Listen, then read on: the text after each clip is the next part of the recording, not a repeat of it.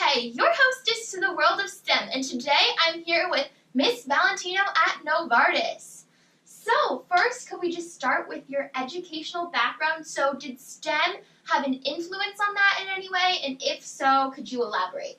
Sure. So, I have a bachelor's degree in chemical engineering, and I have a master's degree in technology management. And so, absolutely, I think the technical foundation combined with the business foundation, my education, has brought a lot of depth to the career and what I've done. So, going off of that, how did your STEM education lead you to the careers that you've had in your life? And could you talk about what those have been?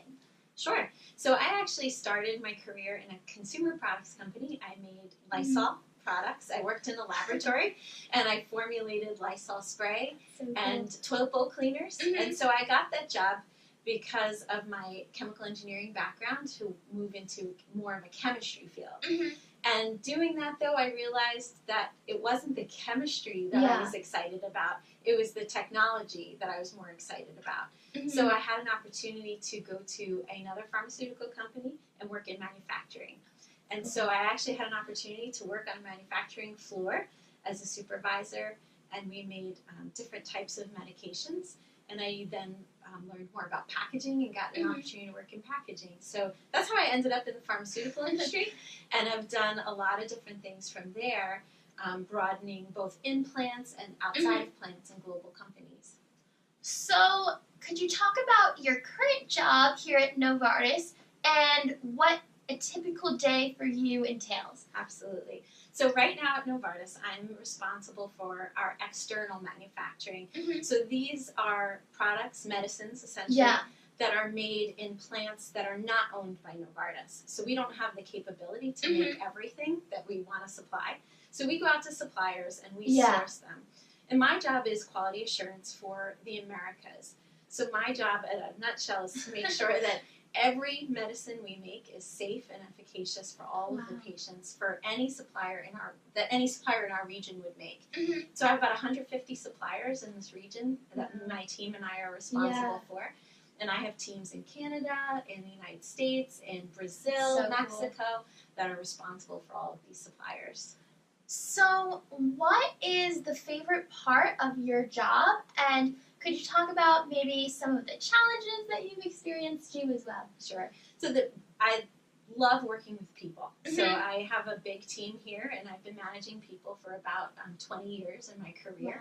And I love working with people in all different phases of their careers and people development and helping them to be more successful and grow in their careers. But I also love to be in a manufacturing plant. So the best part of my job is when I get to go out to a site and visit with them and take a tour and see what they're making and how they're making it and provide some insights into how we could do it better together. So how often do you have to travel or go to these manufacturing sites? So it varies. There's times where I'm on the road a lot if we're in the middle of a big project, if we're trying to launch a new product. And there's times like right now it's actually pretty quiet and I don't travel that much. But it's really about what am I doing with that supplier? How critical is it? Are we in the middle of a launch or a project? Or sometimes it's just about building a relationship. And I might be in the area and might want to stop in and see how things are going. So what is, would you say, the best skill that you learned from your undergraduate and master's degrees in STEM that you apply to your everyday career? I know this sounds strange, but the most important things I learned were writing and speaking skills. So obviously there's so much education that goes into an engineering degree or technology degree in terms of math and science. But it was more about presenting my work, writing my lab reports, standing in front of my class, presenting it to my professors, making sure that they understood and I could articulate what my findings were. That's the skill I probably apply the most in my actual real life.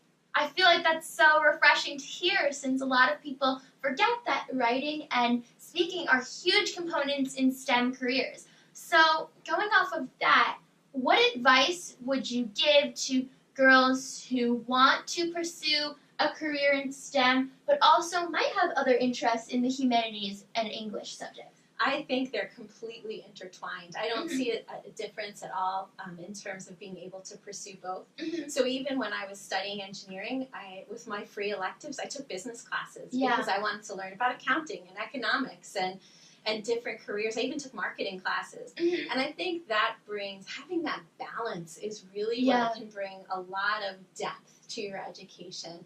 I also would really encourage anyone in these fields to get involved in student government or Society of Women in Engineering, places where you really get to network and meet people and organize events. These are all skills that are going to bring depth to your career as you go out into the world. So, what do you think society can do more of to encourage girls to go into STEM? I think there has to be a general acceptance that anyone should pursue any career that they're passionate about. I think when you pursue what you're good at, what you're passionate about, what you really love, you open the door to a fantastic career. And I think women like yourself, young women like yourself, if you can see more role models and more mentors and more involved of this is feasible. You know, you can be an engineer and have a family and be soccer mom and be out and personable and pursue interests outside of work. If you can see all that coming together, you start to envision that for yourself. And it's all very doable to blend all these facets of your life together. So what's something that you see coming from STEM in the future that you're really excited about? I think what I'm really excited about is seeing how all of the technology is starting to come together to help people. Even in our own company, we just launched a new product to treat children with leukemia. And when I see us actually using technology to make a difference in people's lives and children's lives, that's what I get excited about. That's what motivates me to get up every morning and come to work and say, I can make a difference today by what I do. So going off of that, what is your favorite product or a product that you're most excited about from Novartis? Oh, that is a really hard question.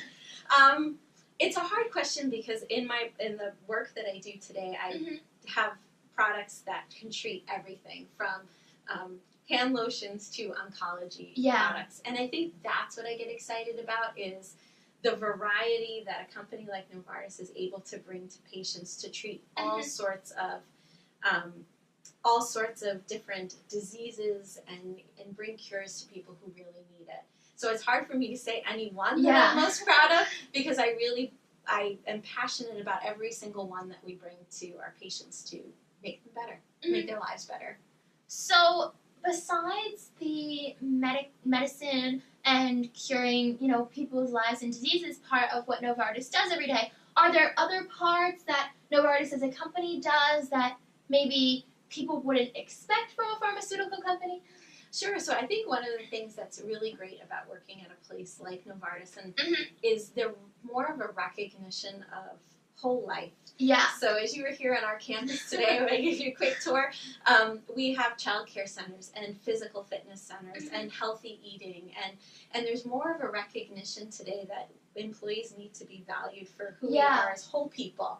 And the more we are, the more we can contribute. So I think that's what's really exciting is more and more companies come on to understanding flexible work arrangements and health. And it's all part of our component of how we can deliver a better product at the end of the day. So what is one piece of advice that you have for any girl that wants to go into STEM? Do it. Would be my biggest advice. I think it's really hard to look around you because you're not going to come with 50% of the girls in your class. That's the reality. But I have absolutely no regrets of studying engineering. Even though most of my class was men who became my friends at the end of the day. It's such an exciting accomplishment to be able to look back and say, you set a goal for yourself and then you achieved it. So I would say if this is something you're really interested in, go for it. And don't worry about finding the perfect major. Pick one that interests you and it will open a very wide range of doors for you when you come out of school and start finding what you like. Very often you don't end up in the career that you chose as a major, almost never.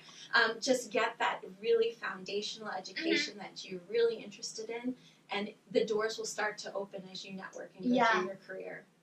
So I want to thank Miss Valentino for being with us today here at Novartis and talking about her career and how STEM influenced it. And again, I'm STEMily K, your hostess to the world